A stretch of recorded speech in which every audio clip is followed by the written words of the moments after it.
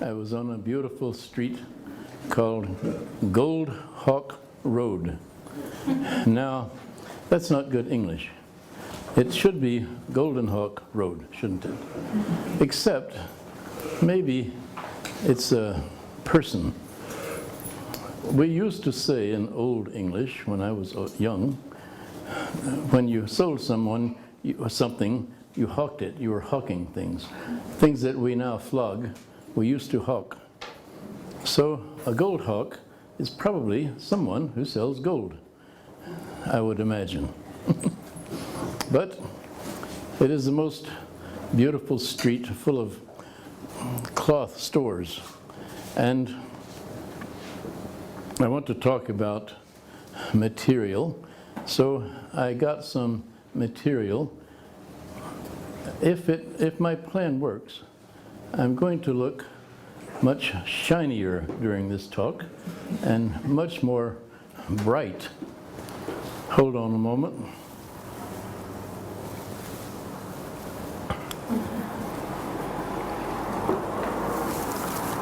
Isn't this beautiful?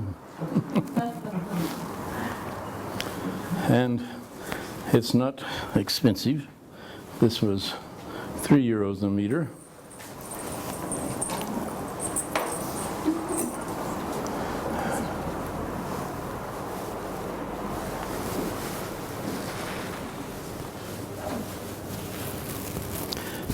So far, so good.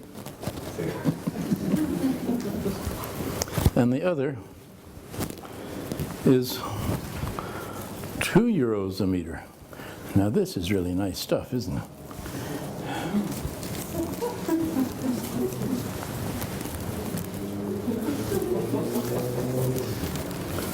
Shiny, huh?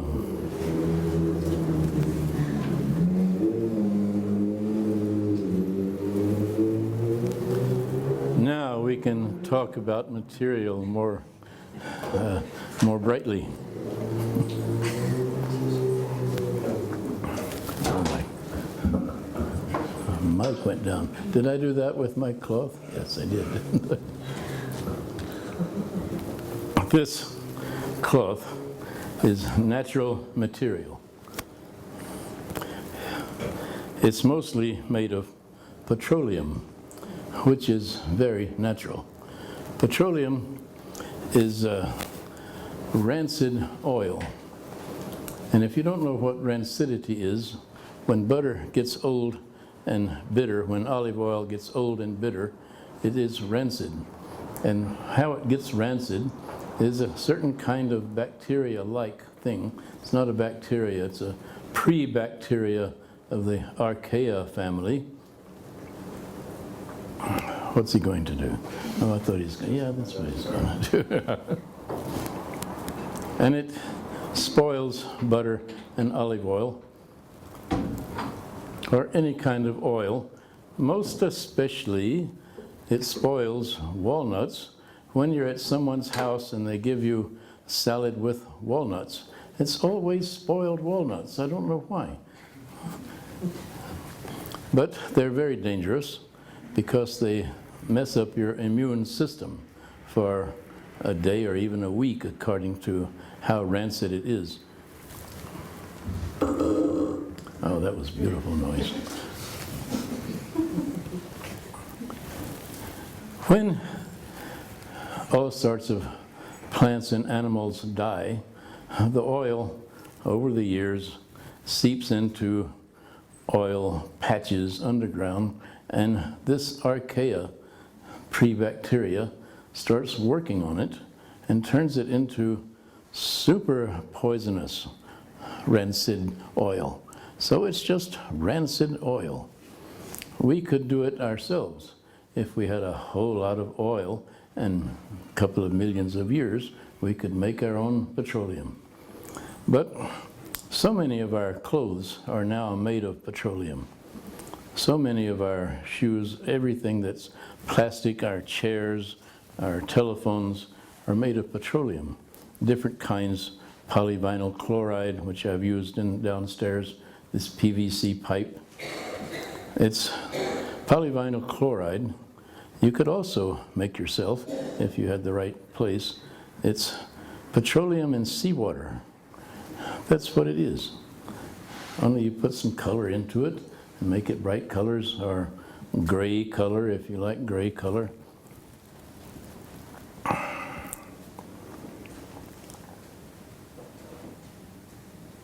There are not any unnatural materials, because there's natural materials, and we might assume a concept of supernatural materials, because that's what unnatural materials would be. We don't have any unnatural materials. We might have ridiculous, stupid ways of making and using material. That's quite different, isn't it? That's a quite different thing. That puts it onto us instead of onto the material. So the material is basically innocent, and it's our ways of doing things that are so crazy and strange. Now I'm to the gist of what I want to talk about, crazy and strange. I was talking also earlier in the week with T.J. Demos, who is I don't know what he is, a thinker of some sort. But he said we need a new paradigm in the entire world, but certainly in the art world. And I've been thinking similar things for, I suppose, all of my adult life. People often say to me, "When did you realize you were an artist?" I never have realized I was an artist. I started making art because I was writing poetry and I wasn't able to sell them. You go out on the street, "Would you like to buy this poem?" They say no. And even if they did, they wouldn't pay much money for it. But I could make different kinds of sculptural things and make more money. The first thing I sold was in Houston, Texas in 65, I suppose, 4 or 5. And I was part of a theater group, and I was carving wood and bone. And somebody said, "That's really art, you should sell it." Isn't that a ridiculous combination of words? But I was doing theater, and I had to work as a mechanic or a cowboy to make a living.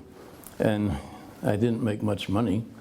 And I went to a gallery in a shopping mall, and I put 4 things in, and I sold one right away for $300. That was more than a week's salary for me. Very hard work. So I said, art is really good. I love art. And I had a very bad idea of what art was. Make things and sell them. A French friend of mine says, "Art to money," that's a bad translation. But it's more and more a bad translation, and more strange. But we have these categories. We have a category art, a category writing, or books, or literature, and we have a category called music. People often ask me, "Do you like music? What music do you like?" You can't say what music you like. You can say, "I like Nusrat Fateh Ali Khan," but you can't say that you like Pakistani music, because it's too big of a category, Pakistani music, or any other kind of music. If what they used to say in the 70s in the US, when the hippies were in control of things, they said that plants liked classical music. And what they mean by classical music is European music of, say, the 16th century to the 19th century, of a certain type of European music. Not European music, certain type composed by paid composers for orchestras. And that is classical music. It can't be a good category. But They said that plants liked this music, and I am from the forest. And I thought, for 20,000 years, these poor trees have been suffering with Cherokee music and hating it. And I don't know why they didn't wilt. I don't know why they kept growing. Maybe the category was wrong. But just the idea that you have a category is misleading. It's things that we have so that we can talk. It's not about reality. It's not about, it's this very shorthand for how we can talk about things, and we ought to know it as shorthand and unsatisfactory. In every case, we ought to know that.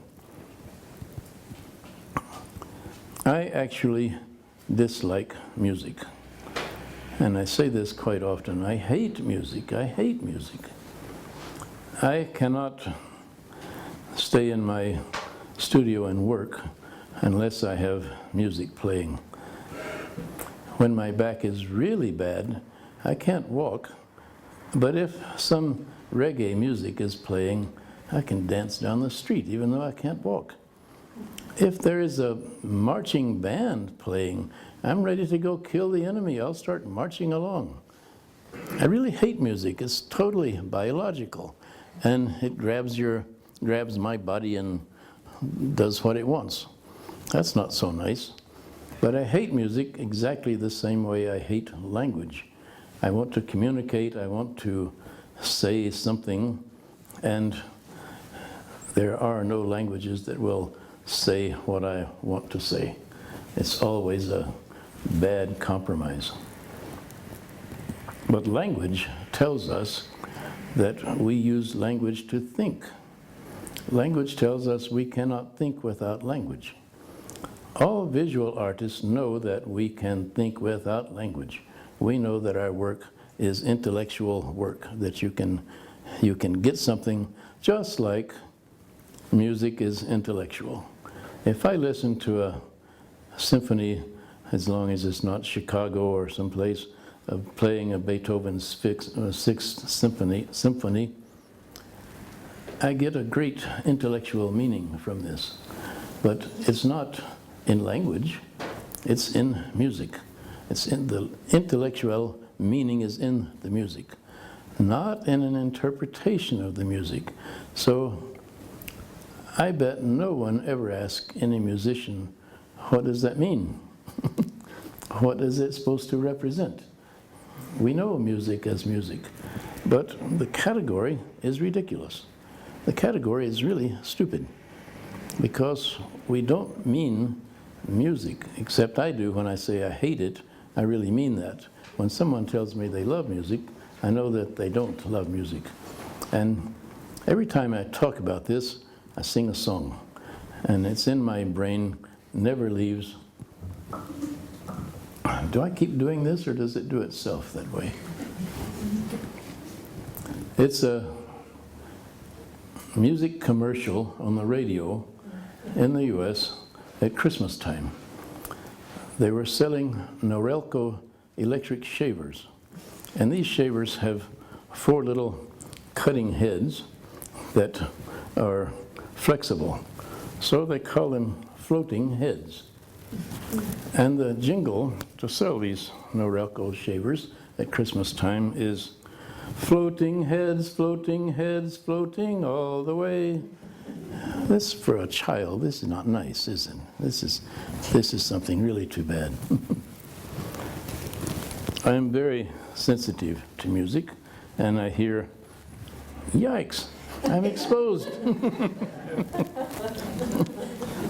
Sorry. It's not so easy to wear these things.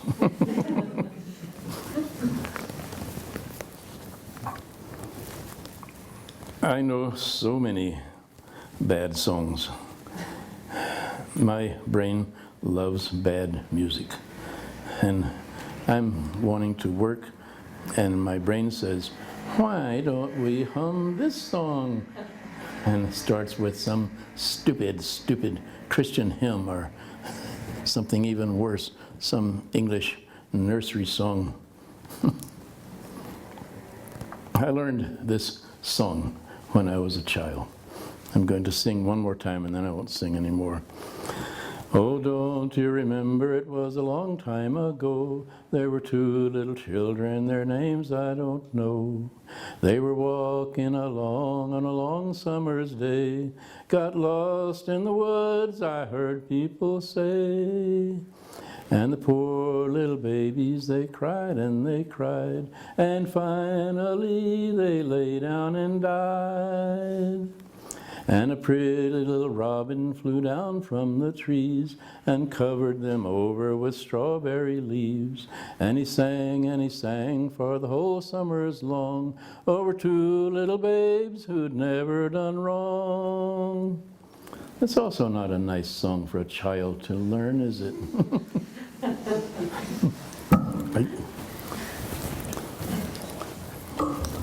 My disguise is going away, my microphone is falling. Sorry. Maybe this way. Maybe this works better. Then I can hold it. Yeah. What about the other one? Oh, thank you. Thank you.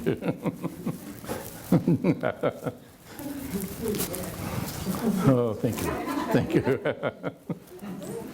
Yeah, fix it a bit here. Very nice. Thank you. Now, I had a couple of strokes a little more than a year ago, so I'm blind on my right-hand side. So I see this with my left eye, or with both eyes, but I don't see it on the right, because I don't see anything over here. But here, I see it, and I see that it's probably covering up my right side, which, okay, it's not my best side anyway, but it's not so easy to give this kind of lecture. More complicated than I thought. When we say literature, we mean, because of this silly shorthand, we mean writing good books. And what we mean by good books is the books that we like. There is very important intellectual criterion for writing good, intellectual, intelligent, disciplined writing. And this discipline doesn't have to look like discipline. It can look like something even stranger than James Joyce. But it has to be serious. The category literature, or books, or writing, is a ridiculous category. It's a totally false category. And no matter which words we use, we are misleading ourselves and misleading each other when we use these words. Do you like books? No, I don't like Mein Kampf. I think it's a bad book. I don't like, let me start over. I don't like most books these days because there are so many books, there are so many writers writing so many books, and there is such a distribution system so that every department store, every airport, every bus station, train station has 2,000 or 3,000 paperback books for you to read. They're mostly horrible, bad things that you should not read. They're bad for us.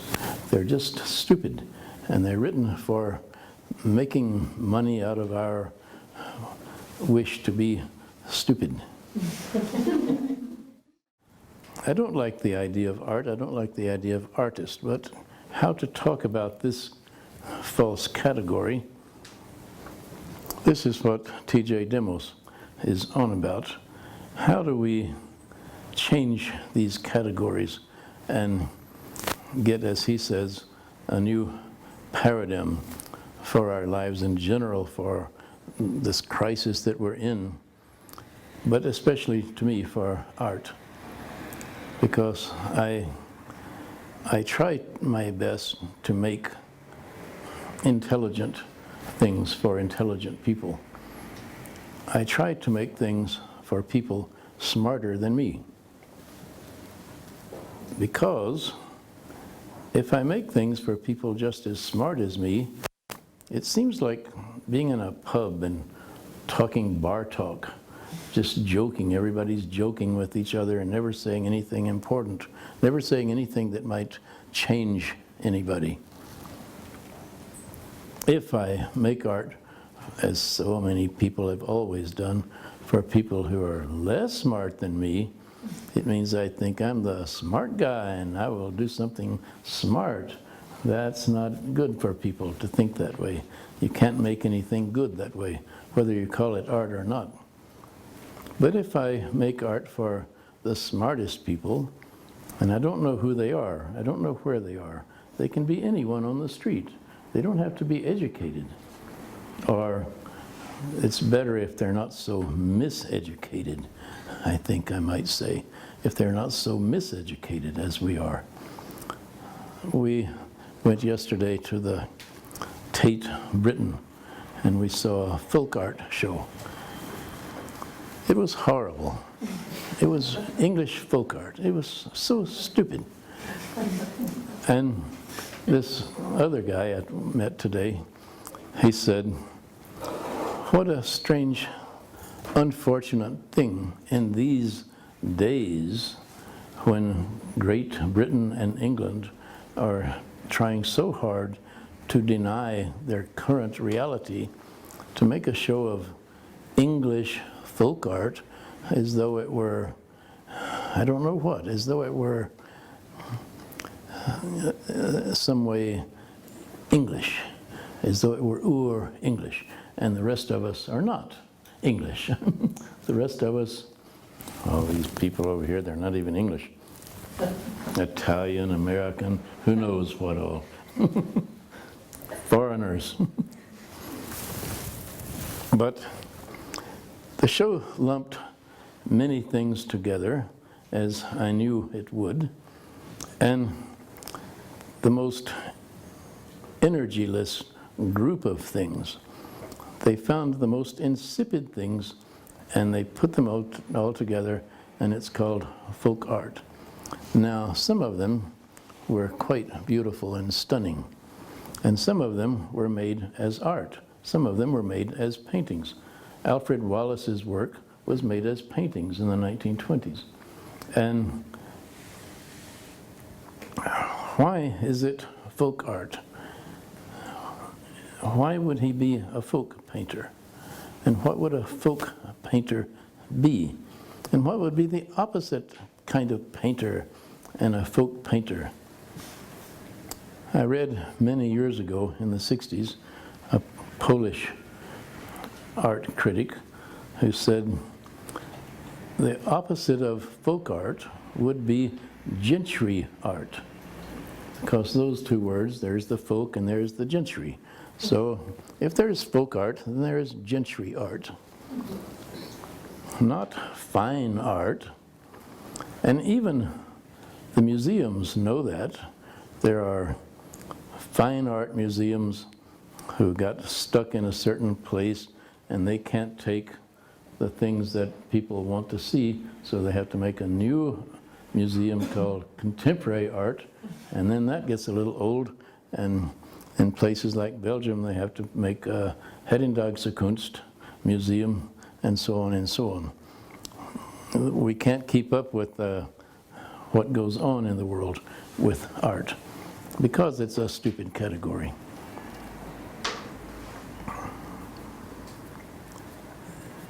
If I say these categories, music, writing, art, are unhealthy for us, it doesn't mean that I have some idea of better categories or that I have suggestions on how to get rid of the categories.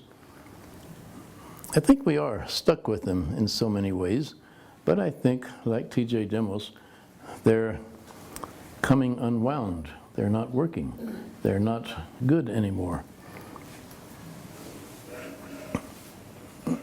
The French like to say, the more things change, the more they stay the same. But I know it's not true.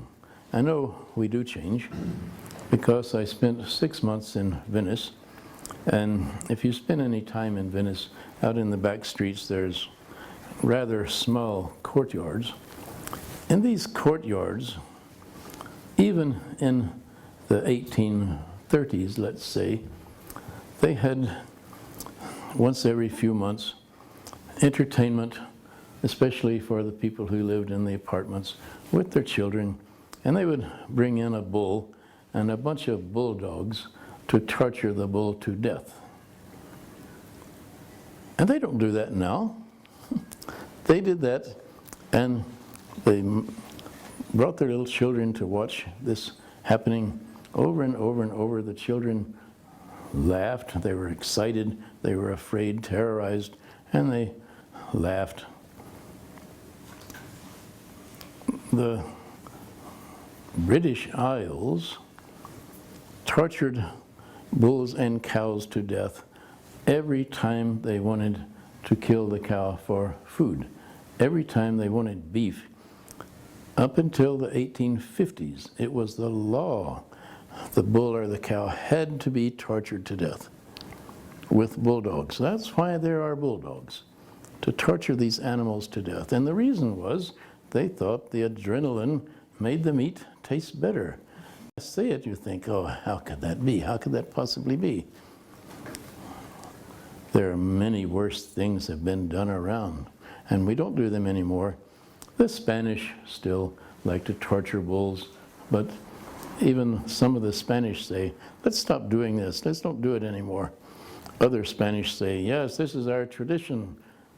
Well, we're in a place now in the world where we really have to make another change, like we did when we developed writing. My family wasn't personally involved in this, but humans developed writing, and humans developed all these things that made great big changes in our lives. Great big changes, railroads maybe even. Capitalism is not working, and even money is not working very well. It is so strong with us. I cannot imagine how we would do without it. If we imagine something like a barter system, well, that's just money, isn't it? And sooner or later, we'd have to get a more sophisticated barter system, and we'd be right back in the same place we are now.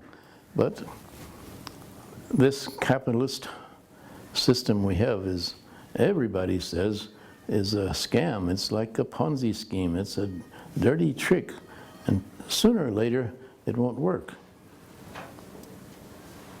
There's nothing we can do about it, any of us.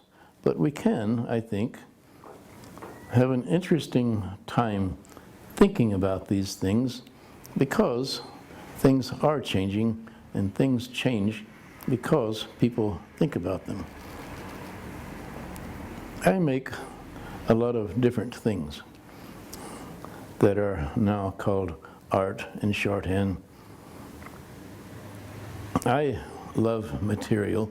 I love to work with material, and I love to make things. And when I am making things, like a sculpture it might be called, it is very generative. It makes me think of other things I can make. It gives me the energy of thinking about things to make. So it works and works for making things. I tell my students, this is very bad. Don't trust that. This makes sentimental art most of the time. And so many of my students always want to say, I make art because I love to make art, or I love art, or I make art for myself.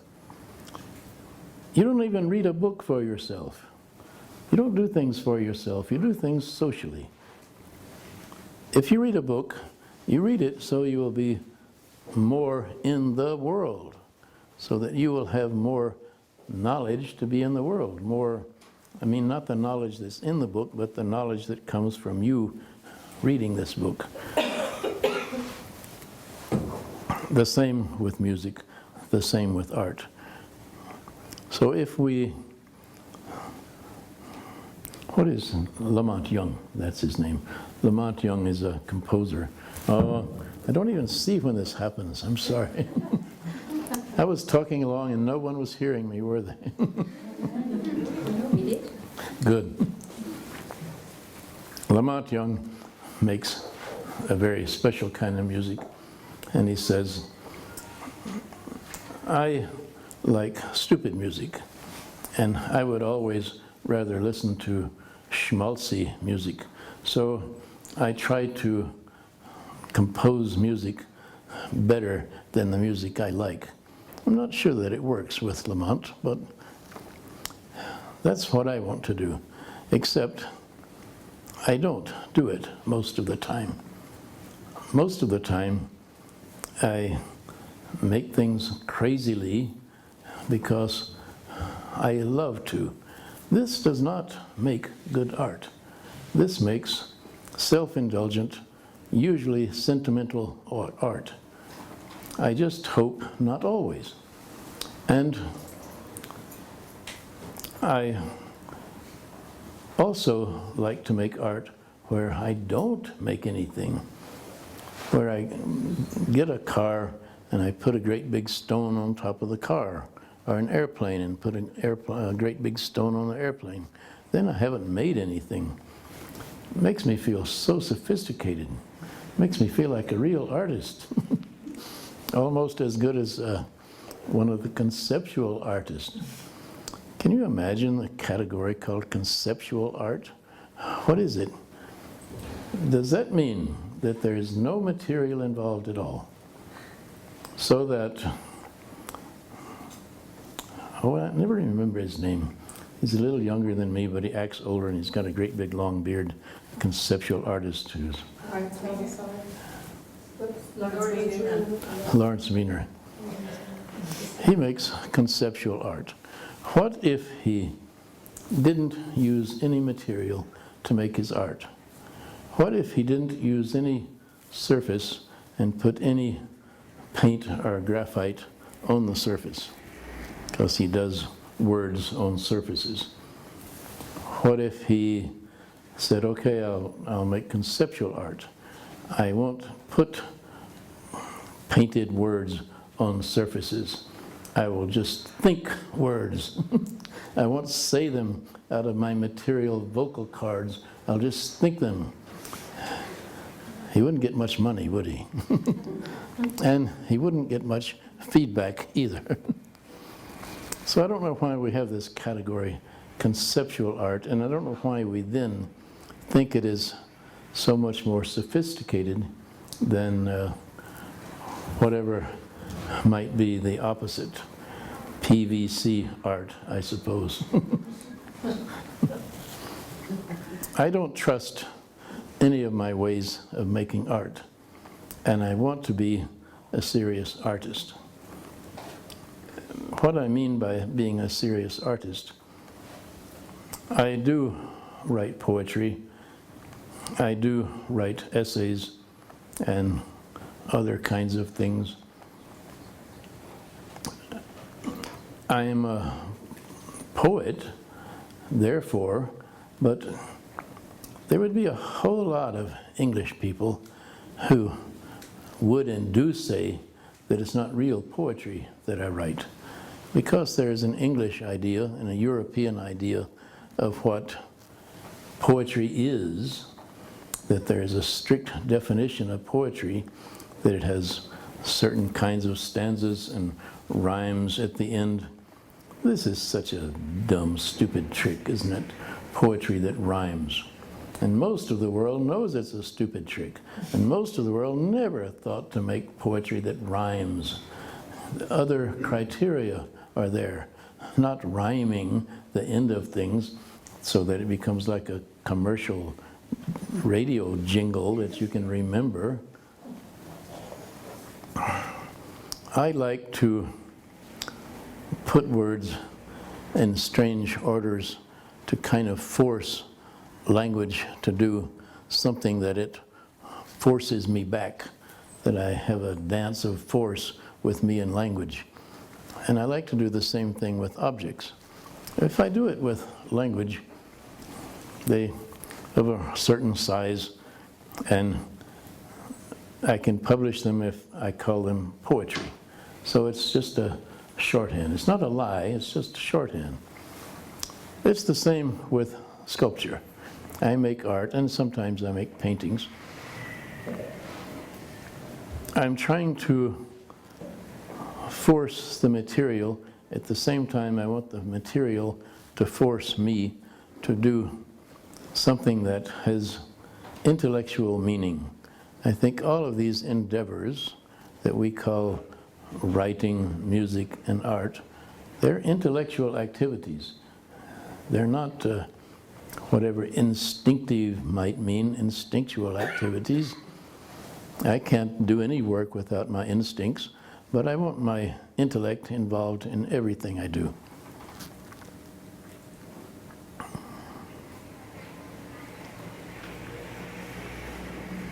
I know it doesn't seem that way. I can't keep my veil on.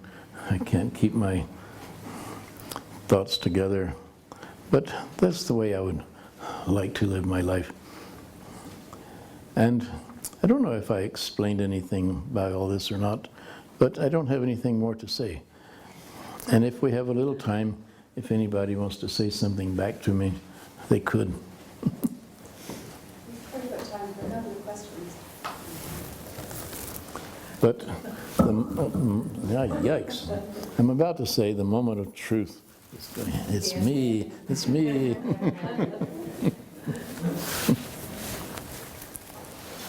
Sorry. Does anybody have a question for Jimmie?